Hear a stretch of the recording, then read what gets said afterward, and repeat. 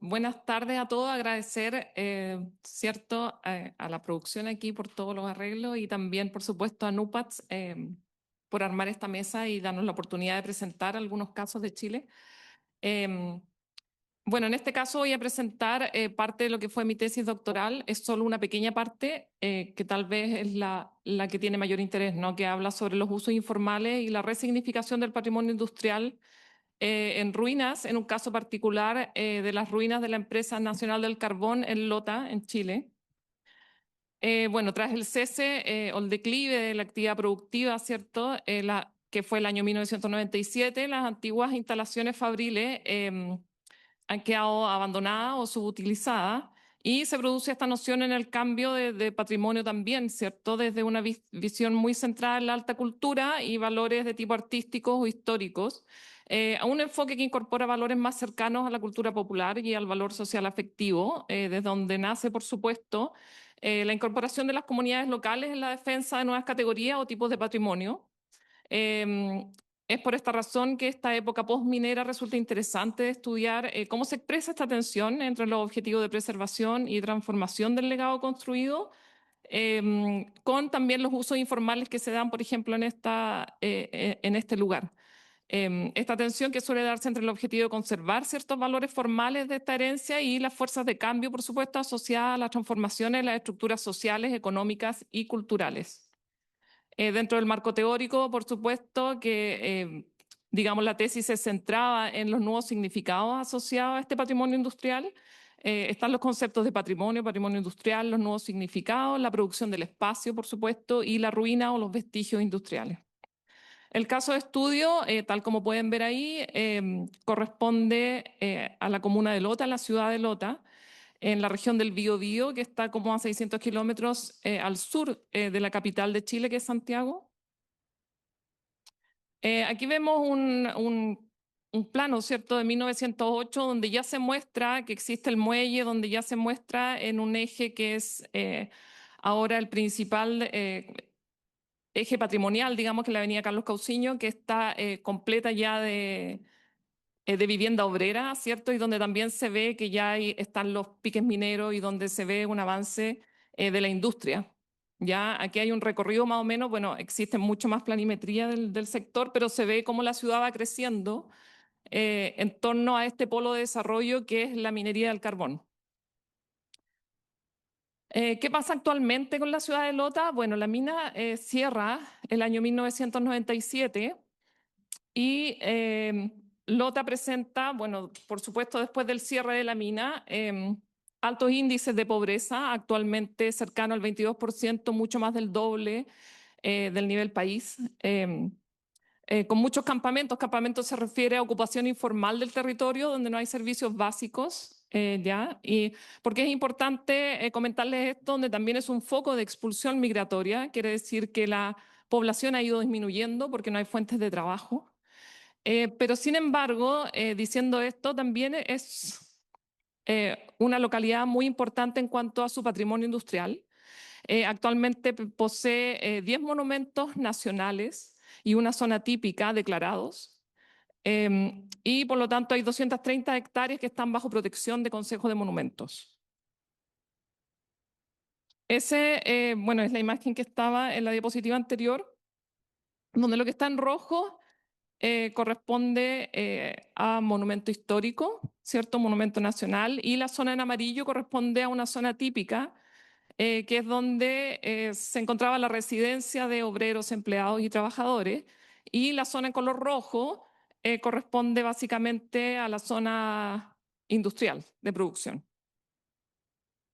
¿Cuál es el objetivo de estudio? Se busca profundizar en la construcción de significados en torno a este legado industrial, explorando cómo este proceso puede enriquecer el valor social al incorporar visiones y prácticas de los distintos tipos de habitantes que conviven en este territorio.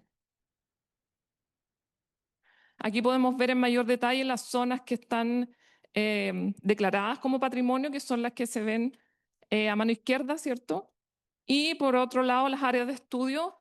Lo que les voy a presentar hoy corresponde al área que se denomina 2, ¿cierto? Que es el área industrial, que es lo que podemos ver en la imagen, que es una zona declarada Monumento Nacional, que está cerrada al público, formalmente cerrada, digamos, y donde existen innumerable infraestructura industrial de la zona y de la producción del carbón. Aquí hay un detalle de la infraestructura más importante del sector, donde están los piques y las cabrias, cierto, plantas de fuerza, plantas de anero y lavado, el espacio escorial, que es donde se depositaban los sedimentos, las tornamesas, silos y galpones, por supuesto, y silos donde se mantenía el carbón. ¿Qué pasa con este lugar? Bueno, actualmente está administrado por el municipio, por la municipalidad de Lota. Se encuentra cerrado, tal como dije anteriormente, en la fotografía que se puede ver ahí. Se ve el sector o el acceso principal cerrado con rejas, donde hay guardias que controlan el acceso. Y bueno, el espacio escorial o todo el resto, digamos, del sector donde no hay infraestructura está administrado por Corfo, que es la Corporación de Fomento de la Producción, que finalmente es el dueño del predio. ¿Qué pasa actualmente en el lugar? Existen algunas actividades formales. Comentar también que esta investigación se realizó a través de redes sociales, porque lo que se buscaba era encontrar ciertos usos del patrimonio que no están tan validados, ¿ya? Entonces, de manera como para mostrar un poco qué es lo que se hace formalmente, pueden ver aquí en esta diapositiva que efectivamente hay visitas guiadas, recorridos patrimoniales, visitas a autoridades educacionales, por supuesto, de colegios, de universidades, cicletadas patrimoniales, visitas sobre todo para el Día de los Patrimonios.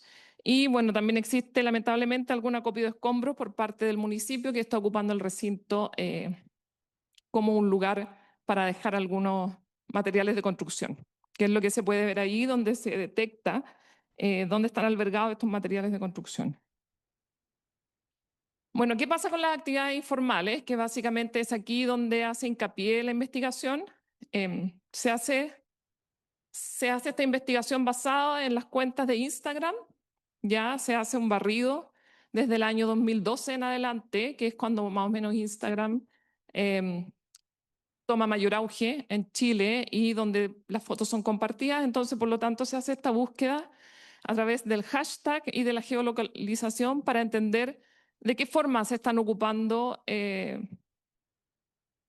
los vestigios que están en este recinto, ¿ya?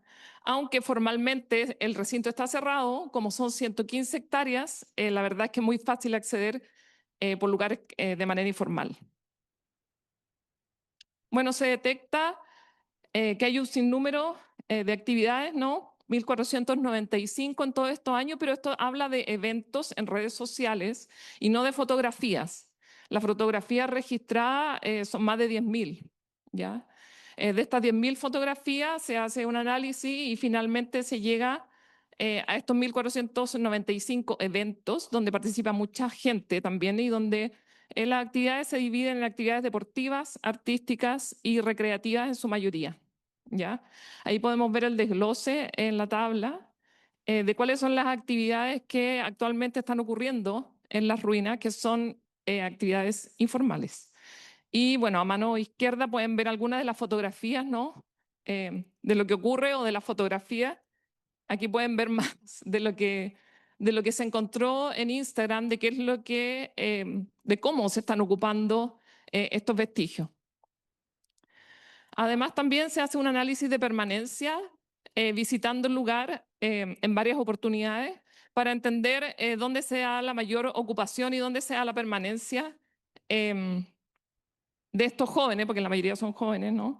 Y bueno, también se encuentra que hay un cierto patrón de ocupación frente al mar, ¿ya? Entonces, se cree que también hay una relación, como una hipótesis en el fondo, hay una relación entre la ocupación de la ruina, pero también entre esta conexión entre ruina y naturaleza. Bueno, no finalmente, pero lo que buscaba en realidad la investigación era entender cuál era el significado que estos usuarios le asignaban a la ruina industrial. Y lo que se logró conocer es que el 100% de los entrevistados que declaran tener, por ejemplo, una relación con el pasado minero, declaran su importancia histórica como parte de los significados atribuidos al complejo. El 100% de los usuarios, además, que realizan actividades artísticas y deportivas, declaran la importancia estética como parte importante de los significados también del complejo. Por lo tanto, también detrás, digamos, de este uso informal, también hay un tema con la estética y en cómo se ve actualmente los vestigios industriales. Y además se observa que los usuarios le pueden atribuir distintos significados al espacio patrimonial. Por lo tanto, estos significados se traslapan unos con otros y no necesariamente son excluyentes entre sí, ya que un mismo usuario le puede atribuir distintos significados al mismo lugar, ¿ya? Como por ejemplo, decir que efectivamente tiene una importancia histórica y que lo conoce y que lo significa desde ese punto de vista, pero también declaran la importancia estética y que van al lugar porque estéticamente es llamativo. El 13% de los usuarios es mayor de 40 años. ¿Qué quiere decir esto? Que en general la gente que va al lugar es bastante joven. Y el 46% de los usuarios es menor de 30. También, bueno, junto con la investigación también se detecta ciertos conflictos, ¿cierto? Sobre todo con las organizaciones que están más institucionalizadas. Y efectivamente los lugares que tienen poca permanencia de jóvenes tienen mucho menor conflicto, que son los que se señalan en esa imagen. En la otra, los que donde hay una permanencia media, ¿cierto? El conflicto también aparece como medio porque efectivamente no hay tanta intervención en el patrimonio. Y cuando llegamos a la ocupación, en el fondo como mucho, no tan temporal, sino que mucho más permanente de los vestigios, el conflicto detectado con las instituciones es mucho más alto. Ahí aparecen algunas de las intervenciones, por ejemplo, parte de los conflictos es que los jóvenes se suben a las torres o a las cabrias sin autorización, que pueden haber accidentes, ¿no? También intervienen en los vestigios patrimoniales, graffiti, etcétera. Bueno, parte de las conclusiones es que hay una diversidad de usos detectados de los usuarios informales. En las actividades informales no hay autorización para el ingreso y la mayoría de estas actividades se relacionan con la cultura, el deporte y la recreación, donde incluso se hacen llamados a través de Instagram para encontrarse en el recinto. Sí hay actividades patrimoniales y turísticas que están autorizadas. Organizaciones formales adquieren autorización para ingresar al recinto. Hay conflictos silenciosos, ¿no? Derivados de estos usos que son contrapuestos y proyecciones disímiles del lugar. Y bueno, también se ve la necesidad de crear un marco regulatorio de actividades permitidas que no atenten contra el bien patrimonial sin expulsar a la comunidad de jóvenes. ¿Cuáles son las proyecciones del lugar? Bueno, tomando un poco el enfoque de lo que comenta la Carta de Burra, ¿cierto? Y su concepto de significado cultural como base para una reutilización sostenible del patrimonio industrial, donde implica desplazar el foco desde una simple conservación material hacia una valoración integral del lugar, donde los aspectos tangibles e intangibles guíen las decisiones proyectuales, sociales y de gestión.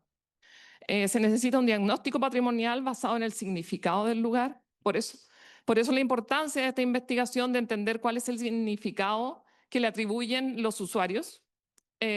Por lo tanto, se necesita un diseño de uso compatible y espacios abiertos a la interpretación colectiva y tal vez no musealizados de forma rígida, ya sobre todo en casos donde existe apropiación por parte de la comunidad. Eso es, muchas gracias.